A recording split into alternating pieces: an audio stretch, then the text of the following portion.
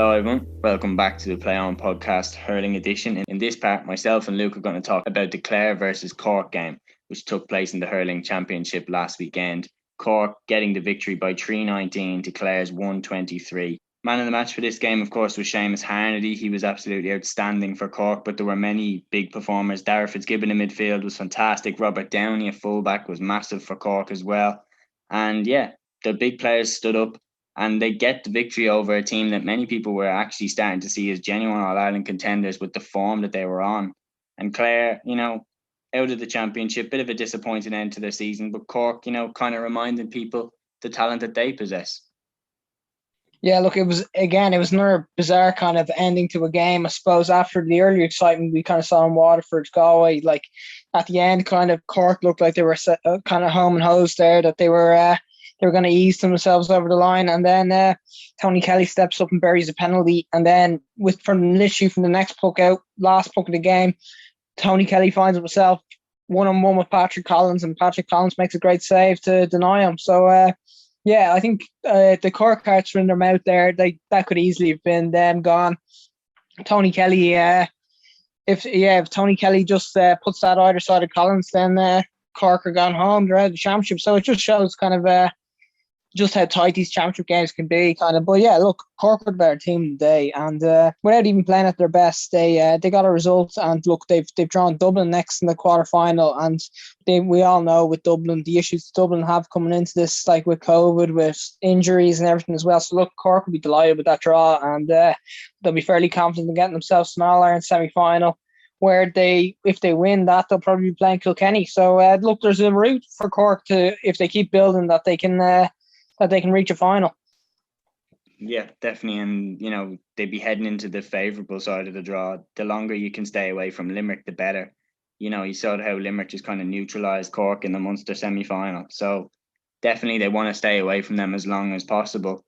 But, there were some big performers for them. The likes of Patrick Hogan as well. Once again, 10 points from him. And, as well as that, Jack O'Connor got a goal. But maybe worryingly for Cork, 2 red cards, Niall O'Leary at cornerback and Jack O'Connor at corner forward. We're talking about Limerick's disciplinary issues. Is there some there potentially popping up for Cork?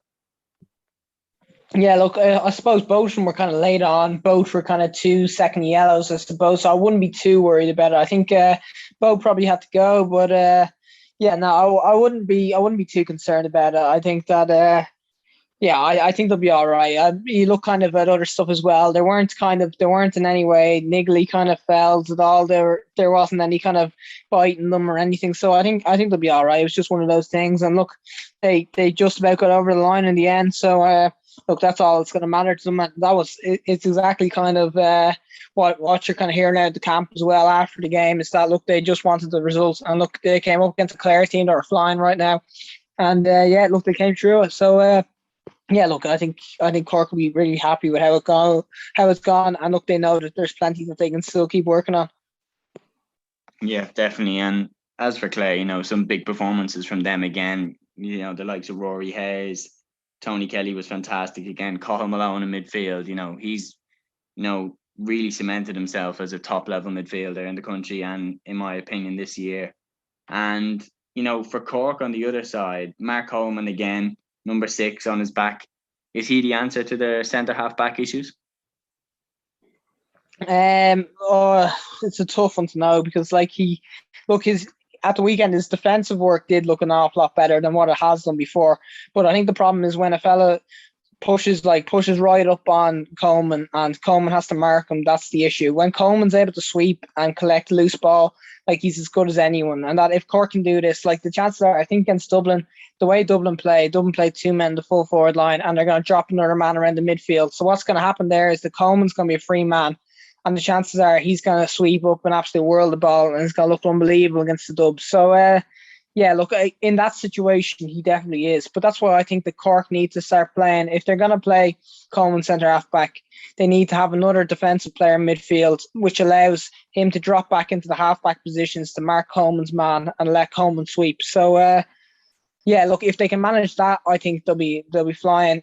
But that would need a bit of change, kind of in the to their personnel, I suppose, that they had at the weekend. Yeah, definitely. And another key thing for Cork, obviously, if we're talking about them as credible All Ireland contenders, we mentioned that they have a route to the final.